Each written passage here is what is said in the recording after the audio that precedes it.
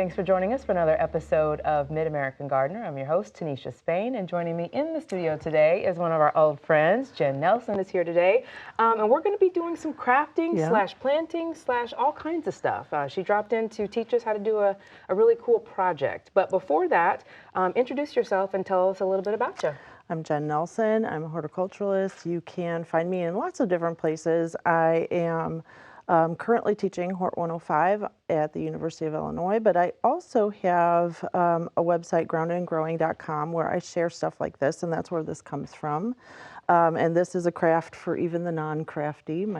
I had my sister, the non-crafty one, test it out, and she even admitted it was not hard. Okay, well, we'll put me to the test because I'm not real crafty either. So tell us a little bit about what it's called and just give us a little history lesson. So this is based on a Japanese craft called kokedama, and there's lots of great art in flower arranging and plants and such in Japan. And so kokedama is a moss-covered ball that has a plant planted in it. And the pictures that I had seen, they were quite expensive just for a kit. They were running, at the time I saw it was like $30 and you didn't even get a plant. And I was like, I immediately see stuff like that and think, I can do this. How can I do this? And the picture I saw of them always had a pretty high maintenance plant in it, something that was a tropical that needed all the attention, which is, let's be honest, not going to happen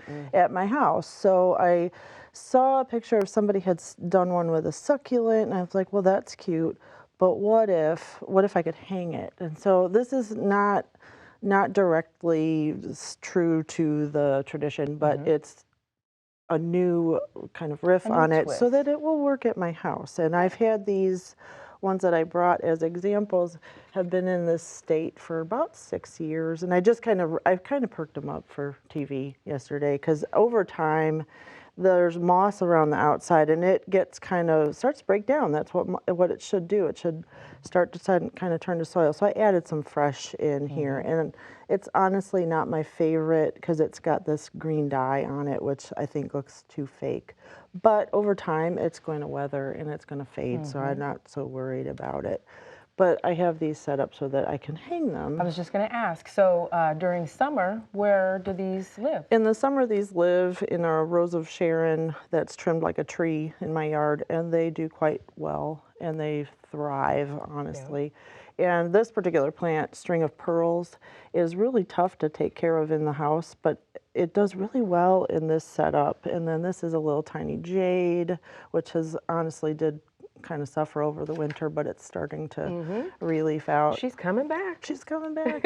And this one is a Kalanchoe, which you might be more familiar. There's like a more big leaf variety that is that's commonly sold for its flowers. This one has flowers too, and they drape down and they're really pretty. This one is kind of worse for wear as well, but it's coming back. It's on its comeback. So you've had all three of these for a while, for years? For a while, for years. So you've been holding out this craft project on us for 6 years? Yeah, I got all kinds of crafts. Okay, if you want to go down that road, we just can. Just keep them coming. You all know right. What I mean? So what we're going to do, and this is again not really true to the method, 100% in the spirit of. Yes. So I want to encase the roots with moss, and I'm using, this is called sheet moss, and it actually says it on the package, sheet moss. If you start shopping for this stuff, there are so many different versions of moss and different colors and textures.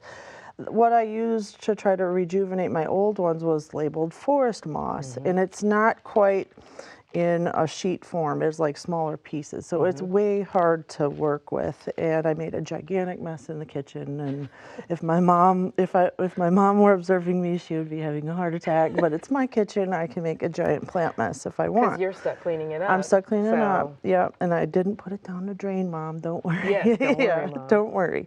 So this sheet moss comes. It's basically like a sheet. There are versions that have like a papery backing. I wouldn't use that, or it has kind of like a fibery backing. I wouldn't use that because you do want this to break down over time and be more natural. But we need a way to keep the the roots together. So this is just happens to be some newsprint. I was packing material in a box and I just saved it because I do stuff like that. I do too. I'm like, don't throw that away. Yeah, you get to a certain age, you're like, it's a great box or it's a great Yeah. material. Oh my gosh, I just said that's a great box Yes. yesterday. That's a sign of middle age, I think. But you could just use plain old newspaper would work too. Okay. And I used the pot kind of as a template, and I want to be able to, we're going to kind of wrap the root Make sure that ball. it can go all the way around. Yeah, Okay. and I watered everything before we started so that it didn't just fall apart. And watch, it'll just fall apart when I take it out. But we're gonna try to gently tease out the root ball. Yeah, it's not quite as wet as I thought. I got it this morning, but we'll make it work. That's all right. So we're gonna put it in the center and kind of, this is where having a crafty friend, having a crafty friend at hand or a kid that can hold stuff, like we were talking, being the all-purpose daughter holding flashlights for our fathers growing up. So we're gonna just, and don't worry if it's sticking up, because once this gets wet, it will be, it will mold to whatever way you want to put it, and it'll break down over time, and that's okay. But the name of the game is just to get that Just paper get that around to give you a ball to work with. So you're gonna tie that string around, and see, this is where you need to have good friends, and it doesn't have to be fancy. Just tie it so that we'll keep everything from falling apart. And tie it fairly tight. How's that? And just a knot. Yeah. And I've got a scissors we can cut off the extra. I don't know if I got it quite tight enough. Well, as long as it doesn't fall apart, or maybe I need to put a finger there. I don't know. There we go. Teamwork. There we go. Yeah, teamwork makes the dream work here. Okay. All right, got it. Here's scissors. You can cut the ends. Okay. So we've got our little tiny root ball. Where are the left-handed scissors when you need them? I just use them in my left hand. I'm a lefty too. You are. Look at us. Yeah, this is. Okay. Okay, so now what we're gonna do is we're gonna cover this paper up with the sheet moss, and we might have to tear it to fit, and we're going to, at the same time, put wire around it to hold the moss. And this is aluminum wire that's coated, it's probably plated in copper. Okay. Over time it kind of fades. You see the ones up here. Can you just find this at a craft store? Yeah, this is just at a craft store, or your handy dandy online sources. Gotcha. I did try to do this. We had, I don't know where we got it. We had some old actual copper wire from somewhere, and it's a little harder to bend, and it's a little less forgiving. Like if you put a kink in it, you can't really straighten it out. Where the aluminum's pretty soft and easily, you could even cut it with scissors or just the cutting edge of some pliers. So I made about a 2-foot length of the wire, and I put a little loop on the end because that's going to be where we attach our handle later. So this is where I look like I don't know what I'm doing, and I'm kind of. You have to trust the process. Yeah, right here, so right? I've got to try to make. If any of you are sewers in the crowd, you can you're trying to gauge what will fit, and you're going to. I don't know if the camera can get. I'm just trying to cover up the paper. And it's not going to be pretty to start with, but I'm going to just start with one wire sticking up. Once you do one, like the first one I did took well over half an hour to do. And then once I got the hang of it, I was cranking these puppies out. And what great gift. So fun. Yeah, and it is a fun gift, and you're just kind of being abstract and trying to keep that moss in place. And maybe I should let you do this, Tinisha. Or maybe she'll just watch this time. Watch, that's fine. But you want to make sure you put some across the bottom, and ideally kind of crisscross it if you can. But just shove the extra pieces of moss in place to cover up that paper.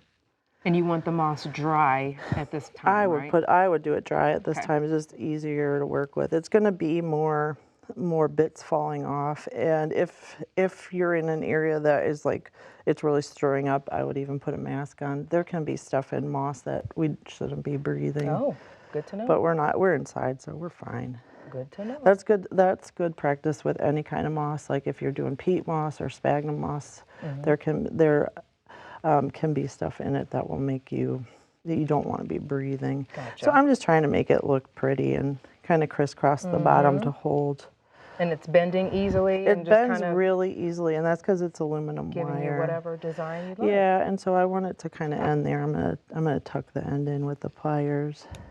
Mm-hmm. And then I'm gonna do the other piece that I had already looped.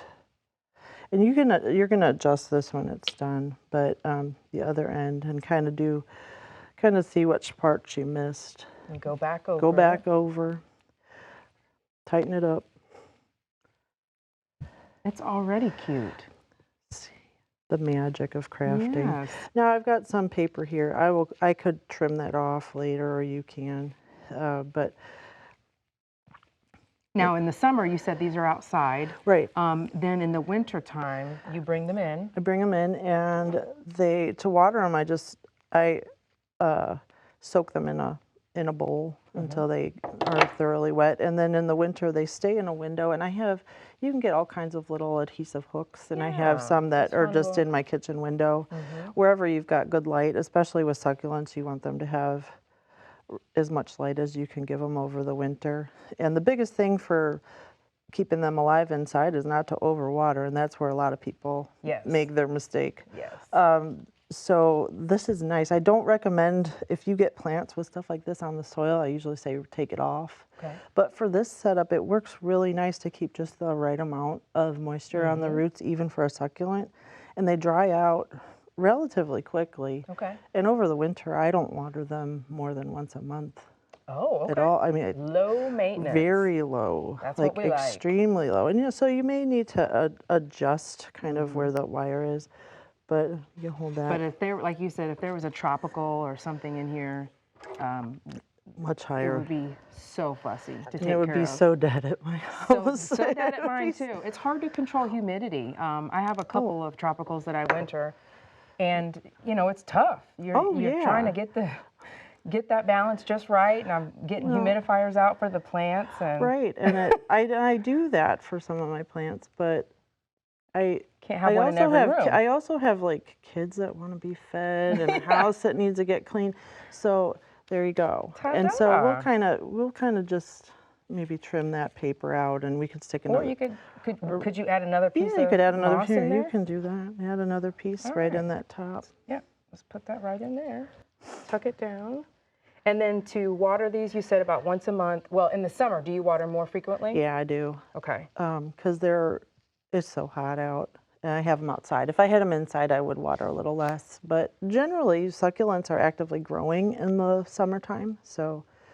And just give it a little dunk? Yeah, give it a dunk. Okay, I think I got it. And over time, this is going to start to fade and look kind of gnarly, and you're going to want to, you can tuck extra pieces in at any time, or if it's really bad, like mine were yesterday, I unwrapped them. Okay, okay. So let's see, other questions I have. So for these, you said you unwrapped those to put the, but you can tuck it in there sometimes if it's not too tight. Yeah, it's not an exact science. It's definitely. That's what I like. Yeah, figure out what works for you. And I like the succulents that have more of a trailing habit. You might like something different, and so try something different. And maybe you've got more time and to pay more attention to your play. Yeah, right. During baseball season? I know, baseball season, it's at our house too. But if you wanted to put a tropical in it, and maybe you have a low maintenance one in mind that you think will work, or a high maintenance one because that's your thing, do it, try it. If you've got time for high maintenance, go for it. Yes, and we'll be jealous. Yes, from afar though. Right. So do you have, I'm thinking of bigger, do you have any larger ones like I haven't tried that, but you were showing me a video of a really great big one. So now maybe my wheels are turning a little. I don't know if I'd hang it, but a big one would be kind of cool in a dish or something. Very nice, very nice. Aside from tropicals, are there any other recommendations for houseplants that you would maybe tell folks that they could use in here? Because some folks, and we see this in email a lot, some folks really struggle with succulents. Yeah, I agree. I agree. And most people, if you're tending to kill all your succulents because most people overwater them, then maybe a tropical is something you want to try in here. Ivy might look really cool. I kill all ivy that comes in my house dies a slow death. I can't figure it out. It's considered to be a beginner plant, but not at my house. Not at your house. No. But yeah, I would try some of the trailing house plants, maybe some of the trailing philodendrons. Okay. pothos might be, Yes, that's a that good might one work too. really well. That's a good one too. Okay, so just to recap, you're going to bend your loops on the ends and start those on either side Yep. so that you've got your hooks. Wind it all around Yep. however you like. And that's the part where people have a problem with. I know my sister's like, well, how do I know which way to do it? I was like, it doesn't matter. There You is no just right want or to wrong. hold. You might, and you're going to adjust it when you're done to make sure all that moss is snugged up, and you can even kind of put your hands around it and smoosh it in when you're done. But that's the art part of it, is it doesn't come out the same way twice. Yes, we meant And to it's do okay. it like that, right? And it's okay. It is. Okay. Any other tips for care? Any other things we should know? Like pruning, dividing. Don't be afraid to cut things back and look for, like this I thought was a goner, and I just cut it back. I mean, it still kind of looks like a goner, let's be honest. But hey, even the so-called experts have I think it looks like a things. spooky Yeah, tree. we'll see what it looks like at the end of the summer. If it's really still struggling, maybe I'll do something different with it. These make nice indoor bonsai, so maybe I'll put it in a pot. Very nice, very nice. And then just to talk about the moss again, I see Spanish, reindeer, sheet, and forest, but you primarily say to stick with the sheet? I would say stick with the sheet. It is the more expensive one because someone's got to go to the effort to try to keep this all together and grow it in such a way and harvest it to keep it together. The forest moss is going to be smaller pieces, not impossible to work with, but I wouldn't make that your first try, because you're going to probably be frustrated. Especially without a second set of hands. Yeah, and get your kids. This is a good project with is. kids. Get kids involved. Get your non-crafty friends involved. Have Or you your ever crafty been friends. to Japan House on campus? Yes, Japan House is awesome. Isn't it awesome? And so today, kind of in the spirit of all things Japan, we went to Japan House earlier this spring, and we've just been taking it in. It's just amazing over there. I don't know if you followed the cherry blossom saga. Yes, I was giving an update to my class every Were day. you? Yes. I was on their Facebook page every morning waiting for the updates. And so they didn't flower this year, Right. but that's what That's happens. what happens That's what happens. sometimes. So anywho, as you know, I work on several different projects here at IPM, and we went to Japan House and shot a really cool story focusing on the cherry blossom trees, or sakura as they are called there. And we just shot a really cool piece that we'd like to show you. So take a look, and thank you for coming in. Thanks, Appreciate anytime. it. In Japanese culture, the philosophy of the cherry blossom, or sakura, is as deeply rooted as these beautiful trees. Each spring, people flock to the mountains of Japan to watch them bloom. Stateside, you can see these trees putting on quite a show in Washington, D.C. But you may not know you can find the blooming cherry blossom right here in Central Illinois. For almost 60 years, the Japan House has been preserving and teaching Japanese culture at the University of Illinois. Its current building was completed in 1998 and is situated inside an arboretum. Kimiko Gunji, Professor Emeritus of Japanese Arts and Culture and the former director of the Japan House, says the trees represent our lives, fleeting, much like the cherry blossom. It's just like Buddhist concept of impermanence of all things. Things never stays, so everything goes away, comes and goes. So when it's here, you should enjoy things the most. That's very much fragile nature, fragile yet beautiful. So people think even your life might be shorter, so then why not enjoy it? On the 10th anniversary of the new Japan House, Dr. Genshitsu Sen, a 15th generation tea master, gave the Japan House a very special gift. He received honorary doctorate degree, and when he came, he walked through the pathway, nothing there.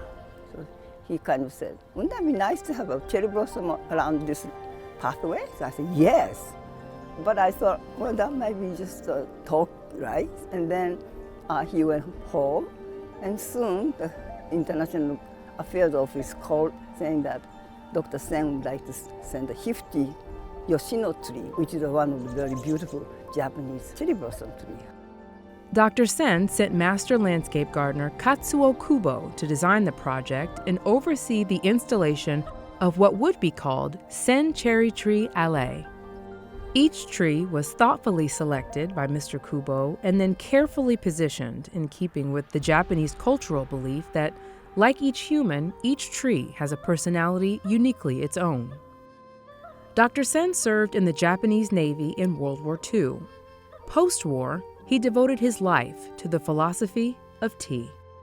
The UN ambassador has been honored all over the world and just celebrated his 100th birthday in April. He came to the United States when he was a young man, right after the World War II. And then from there on, his mission is peace through a bowl of tea. You cannot believe he's 100 years old. You all say, well, maybe because he drinks tea every morning, that's why. He went all over the world. And also he donated many house tea rooms. So that's what we have here, 2 tea rooms, donation by him. Based on that, this whole house was built. So it's quite amazing. Dr. Sen's gifts are a big part of the reason Japan House is still a popular place to visit in central Illinois. The cherry blossom trees he donated 15 years ago are still a main attraction in the gardens of Japan House. Professor Gunji says during cherry blossom season in Japan, the news people tune in for isn't about stocks or the weather, it's all about sakura. The TV or anything, they say, well, such and such a mountain, it's just about 30% start blooming. Such and such a mountain, maybe 50%. So when they hear like 60%, they drop everything and go to see the beautiful cherry blossom. Because cherry blossom is such a type of the gorgeous flowers, but when it's in a full bloom, tend to start falling down very quickly, very fragile. So people think that, well, the work can wait, but cherry blossom cannot wait. In spring of 2023, Central Illinois experienced some roller coaster weather that included some very high and very low temperatures. That affected the blooms, and the delicate flowers that usually blanket the trees were small and scarce. So whatever outside is secondary thing, and some of the things like this, we cannot control. So instead of saying, oh, we don't have cherry blossom, we cannot do anything. No, you shouldn't be doing. You can think about what you can do with what you have.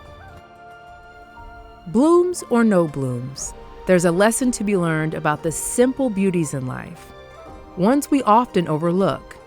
And there's a word for that. We have a Japanese word called wabi-sabi, beauty.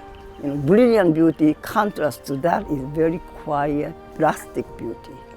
Wabi-sabi beauty is you find in an old man who aged very wisely.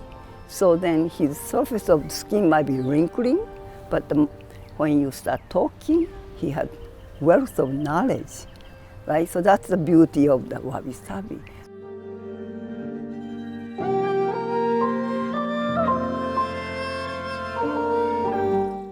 A big thank you to Professor Gunji and the folks at Japan House for sharing their culture and their story with us. And if you like that story, we're planning on going back to Japan House to take part in a traditional Japanese tea ceremony, so be looking for that. And that story originally aired on our recently rebooted show, Prairie Fire. You should check it out. It airs the third Thursday of each month, right after Mid-American Gardener at 7:30, so you're already watching, right? I'm going to be working on that show as well, bringing you unique stories from all over Central Illinois. In fact, a story we're going to be bringing you later this month involves a gardener who had to overcome a lot to be back out in the garden. We're going to introduce you to Tony, a lifelong gardener with a doctorate, a love of cars and dancing, and an incredible story to tell. Take a look at this preview. I'm Tony Becker. I guess I've been a gardener since the day I said my first word, flower. My parents always had a garden as far as I can remember. I have gone through school. School is relatively easy for me. I've got my PhD, and in between getting my PhD, I was a grad student at U of I in crop sciences. But then on my way to my first final exam as a grad student, which is actually the first day I ever missed school. I rolled my truck and I broke my neck. But I've gotten much better at gardening, and even though it's not exactly how I want the landscaping, how I want things, I can still do it. I'm still able to do it. So it'll always be my enjoyment till I can't pick up a tool anymore. What I love about gardening is the magic of putting a tiny little thing in the ground, having it grow up, become bigger, grow into a flower. It's just magical and spectacular.